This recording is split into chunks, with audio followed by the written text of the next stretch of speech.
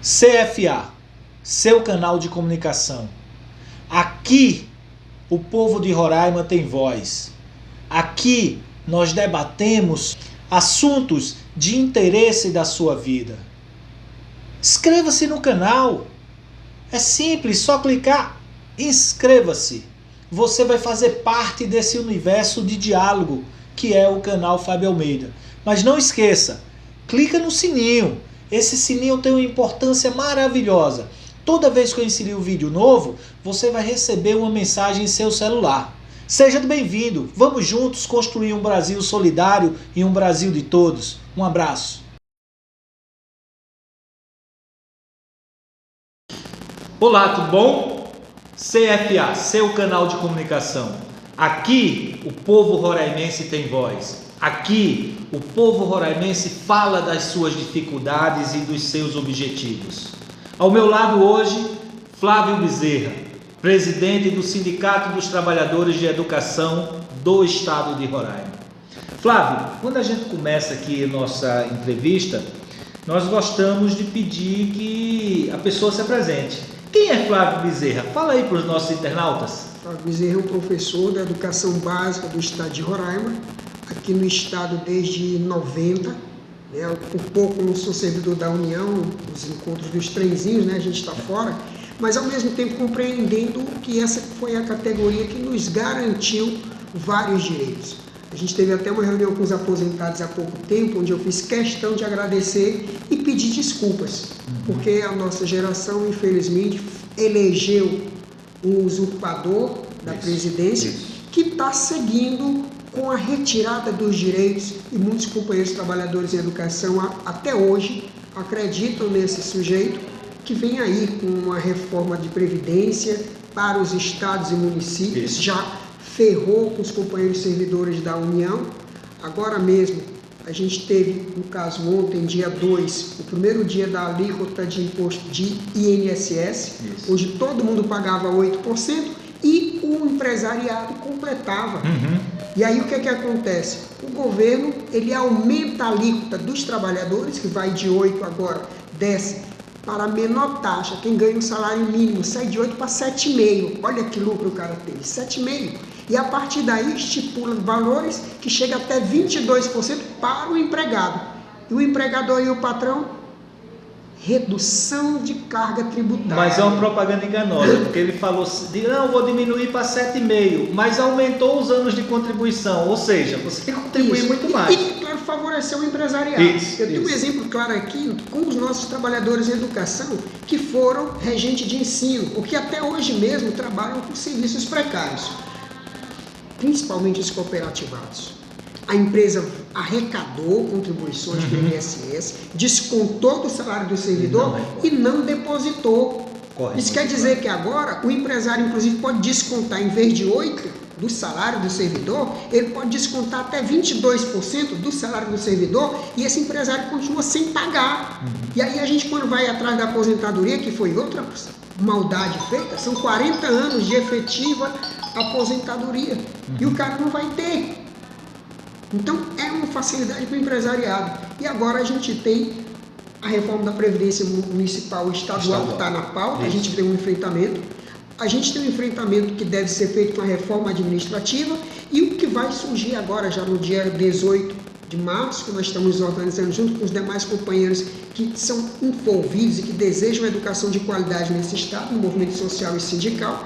No dia 18, a greve geral da educação, porque a irresponsabilidade do governo Bolsonaro chega até ser tanta que a lei do Fundeb acaba este ano, nos próximos dias. E a vigência agora é abril, né? Abril. E ele sequer mandou um projeto de lei substitutivo. Ele não tem proposta nenhuma para os trabalhadores de benefício, que realmente o Fundeb garante educação básica de nível fundamental, médio e das creches, recurso para manter essas crianças nas escolas, esses jovens, esses adolescentes para o futuro, e ele sequer pensa nesse jovem. E aí a lei pode encerrar-se e felizmente o Congresso, que ele saiu para vamos fechar o Congresso, vamos fechar o Senado, vamos fazer com que ele funcione de forma correta, é isso que o movimento sindical deseja. e o Congresso toma a frente, através de uma das deputadas federais, com uma proposta substitutiva para o Fundeb.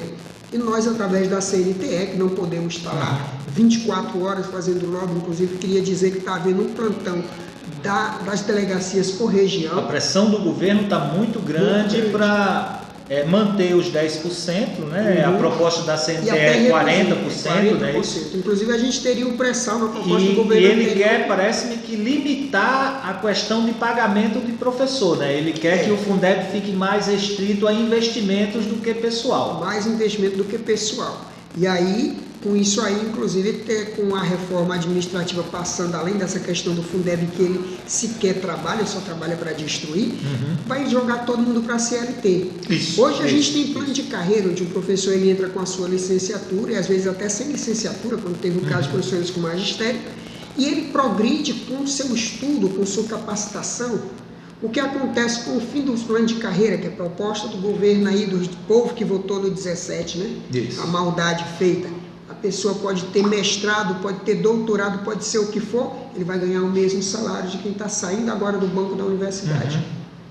Isso aí, qual é o incentivo para esse professor, para esse técnico, que ele também entra como técnico, vigia, copeira, merendeira, e faz o curso de técnico em educação, porque na nossa compreensão, trabalhador em educação não é professor, são todos aqueles que se envolvem com a educação dentro da escola, inclusive da própria Secretaria de Educação, tem vários técnicos lá dentro com plano de carreira, que conforme ele estude, ele se capacite. A gente está com essa luta, inclusive, para os técnicos em educação, companheiros vigias, copeira e merendeiro, de fazer o plano de carreira deles vingar.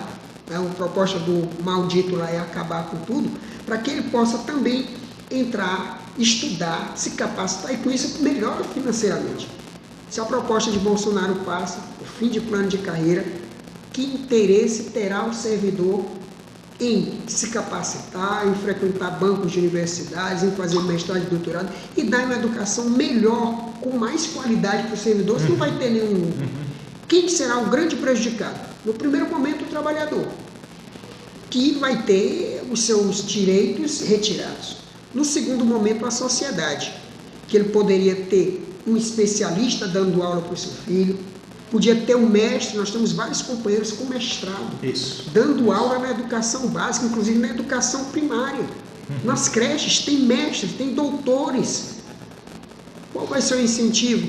Ter professores, a tendência desses profissionais, com menos qualidade. A tendência desses profissionais é afastarem-se do serviço público, porque com salários achatados e sem as garantias que tinha de aposentadoria integral, de um tempo de serviço diferenciado, a tendência dele é se afastar do serviço público e a gente ter esse serviço público reduzido e privatizado. Isso, essa proposta do governo realmente é para sucatear a educação, ou seja, sucatear o serviço público, onde ele chamou, e aí volto de novo a dar uma pancadazinha no pessoal que ainda confia nesse governo, chamou os servidores públicos de vagabundos. Isso. Olha, inclusive há pouco, na proposta do início da contribuição para o INSS aumentada, o presidente do Senado faz considerações absurdas de que a dívida seria enorme, mas em momento nenhum eles citam que se a dívida do Estado, do Executivo, é enorme, a parcela de sacrifício deles vai ser feita. Ou seja, o Legislativo não faz uma reforma sequer para reduzir a despesa do Legislativo. A gente tem exemplo aqui em Roraima. O Estado de Roraima, ele paga muito mais do que deveria para a Assembleia Legislativa. E o que sobra, o que faz o presidente da casa? Inventa programas sociais, tem curso de capacitação, faz festa de Natal e Ano Novo. Não é obrigação do Legislativo fazer isso. A obrigação do Legislativo é fiscalizar o Estado, é fazer projetos-leis que melhorem a qualidade de vida do cidadão, é acompanhar as receitas e as despesas que são feitas e a sua execução, não é fazer festa de Natal. Do outro lado, a gente tem um judiciário que também, não só no Estado de Roraima, distribui lucros e dividendos, distribui lucros e dividendos. No final do ano, o que sobra é distribuído. Que é um absurdo que ganham. E aí diz, porque querem tirar só do servidor público. E aí, para culminar, o absurdo dos absurdos, como agora tudo é militarizado, ou melhor, miliciarizado, aprova-se na reforma da Previdência também o aumento dos valores para a carreira militar. Eu vou ter que dar o conselho para o meu filho não seja professor, vai ser polícia. Porque polícia tem aposentadoria com menos tempo, independente de idade. Quer dizer que o garoto vai ter, se ele entrar com 20, com 45, ele está aposentado na flor da idade, com o pico da carreira. Enquanto um professor, um engenheiro, vai ter que trabalhar até trabalhador 60, qualquer vai 70. ter que trabalhar 70 anos se quiser ter aposentadoria integral. Porque eu vou ser sincero, peço desculpas, eu volto a dizer, nossa geração de professores voltou nesse maldito e é o que a gente está deixando para a futura geração. Eu acho assim, Flávio, me diz uma coisa, como é que foi o sindicato? Deve ter tido muito telefonema quando os contra-cheques dos aposentados que ganham até o teto do regime geral de previdência começou a chegar com desconto de INSS, né? Porque até essa reforma do Bolsonaro só contribuía o aposentado servidor público quem ganhava acima do teto e o que extrapolou o teto. Agora não, é todo mundo. E aí, foi muita perturbação aqui querendo saber o que era isso? Tinha muita gente querendo informação e a gente dizia, olha, o nosso presidente aprovou, vocês acharam que não chegava e chegou. Houve no primeiro momento algumas conversas, algumas discussões, mas infelizmente é aquilo que eu falei.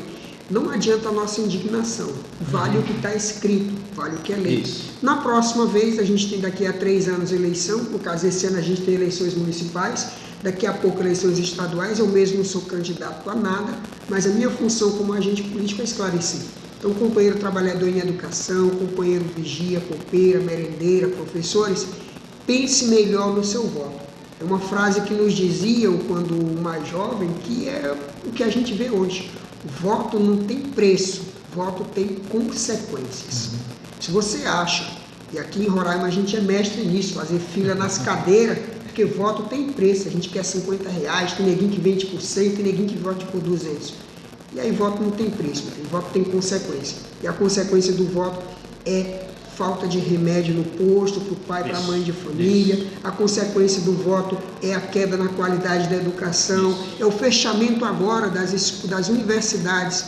Gente, eu fui estudante e jamais imaginei que eu ia fazer faculdade. Era um sonho impossível para mim. No governo anterior isso passou a ser realidade. Eu consegui fazer licenciatura, especialização. Infelizmente não fui para mestrado, eu evolui um pouco mais por uma deficiência minha. Mas vários companheiros tiveram a possibilidade com bolsas. O número de mestres e doutores foi uma coisa cresceu. Maravilhosa dos governos anteriores. E o governo atual sinaliza com o fechamento dessa possibilidade. E aí vamos ter novamente os nossos filhos e filhas dizendo que se a gente conseguir terminar o 2º grau, tá bom. Isso. Que é o que tivemos agora, né? Essa semana passada ele acabou com o Pronera, que era um programa de educação para a área do campo. Trabalhadores do campo, né? Os assentados da reforma agrária. Foi extinto o programa. Quer dizer que trabalhador rural, tá? Não, na concepção desse governo, não merece ter nível superior. Isso, tem que só ficar ali no ensino básico, ali, olha, no primeiro ciclo do fundamental. Tem que ser o filho do agricultor empresário. Que esse tem direito a fazer nível superior para administrar as empresas e as fazendas da família. Agora o trabalhador rural, que hoje, felizmente as cooperativas de trabalhadores rurais de forma maravilhosa, eles se reúnem para poder incentivar e fazer isso. Se ele quiser, ele que se ferre pagando, porque o governo vai pagar a bolsa somente para os empresários. Isso. Mas Paulo Guedes já falou uma vez, né? Ele, numa entrevista, ele disse: quem faz nível superior, quem tem condições, quem não tem, não faz. Mas, Flávio, eu queria entrar um pouco aqui no Estado, né? Nós falamos muito da aposentadoria, nós temos a mensagem 53 de 2019 do governo do Estado, que institui o regime de previdência complementar. Aqui no Estado aumenta a alíquota de contribuição, mas uma diferença é que ele está instituindo esse sistema para não ser público, ser privado, esse sistema complementar. Como é que está a discussão disso aí? Olha, à época nós participamos da comissão, e aí não é querendo jogar confete, mas foi a minha participação que suspendeu essa confusão. Está suspenso. Ele saiu em regime de urgência, urgentíssimo, uma previdência complementar, e um desses artigos, onde eu comecei a rir lá, ele diz: olha, o teto da previdência ficaria conforme o artigo 16, lá na frente. Quando vai para o artigo 16, ele não fala nada. Ou seja, qual seria o teto para que a partir daí houvesse previdência complementar? Na União, o teto, se eu não me engano, é 5 mil. Teve um aumento é o regime, agora para 6 mil reais. É o teto do regime geral. É o teto do regime geral. Mas ele não cita. Vai ser 2 mil, vai ser 3, qual é o teto da Previdência do Estado de Roraima? E a gente poderia ter se surpreendido até disso, por uma pegadinha para fazer entre 4 paredes. E aí atrapalhar todo mundo, gerou um mal-estar bem interessante dentro da própria Assembleia, porque os vários deputados, me perdoe, eu volto a dizer, regime de urgência urgentíssima por parte do governo. Parece que eles sequer leram a proposta, já queriam aprovar. Eu digo, não se pode aprovar o que não tem. Né? Eu volto a dizer, tem um problema sério de falta de leitura. De falta de leitura da nossa base e dos parlamentares, me perdoe, foi ridículo aqui.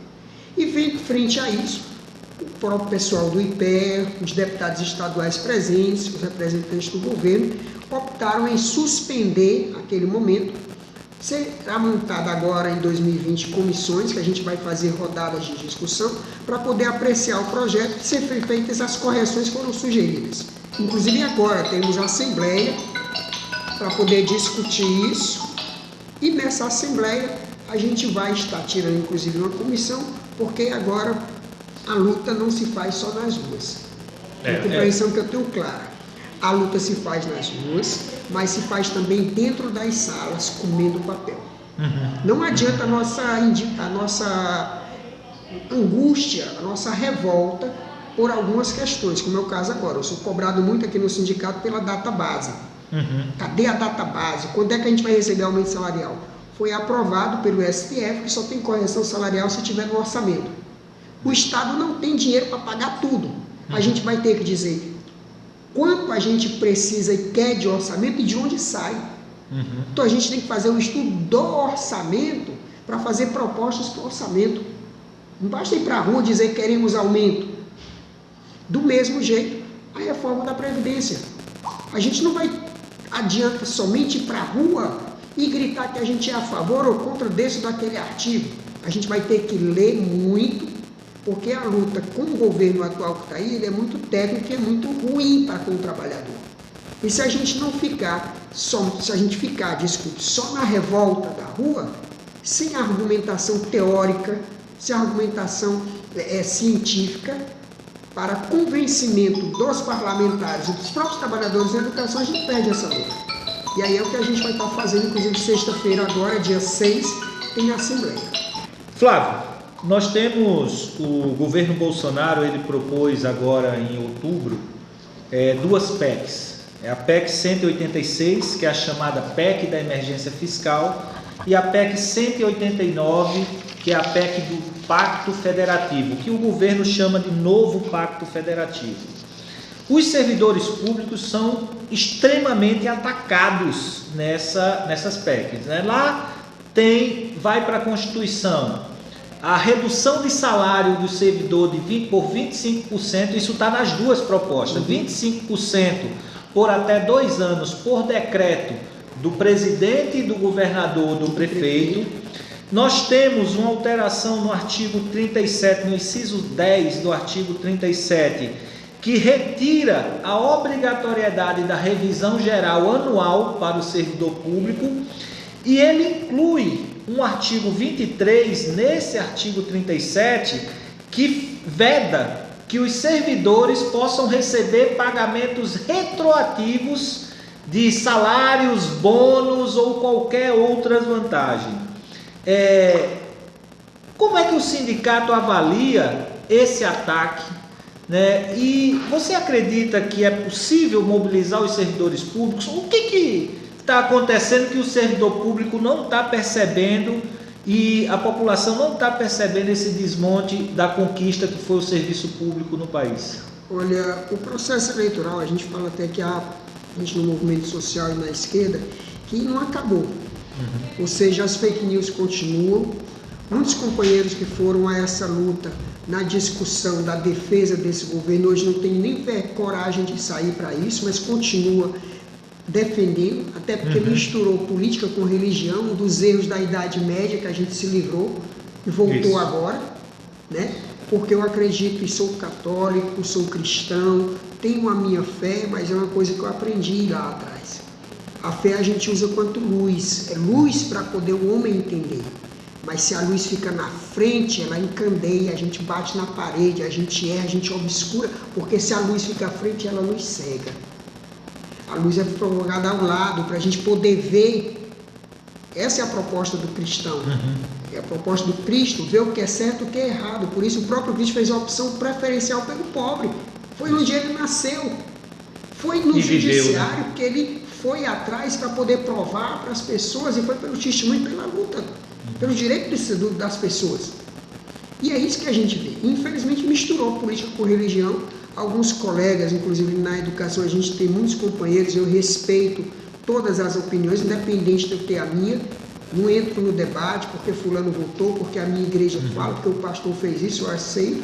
Mas é claro, eu procuro esclarecer dentro do limite democrático, da compreensão, sem agressão. Mas a fé tem que ser colocada um pouco ao lado quando a gente fala de direitos.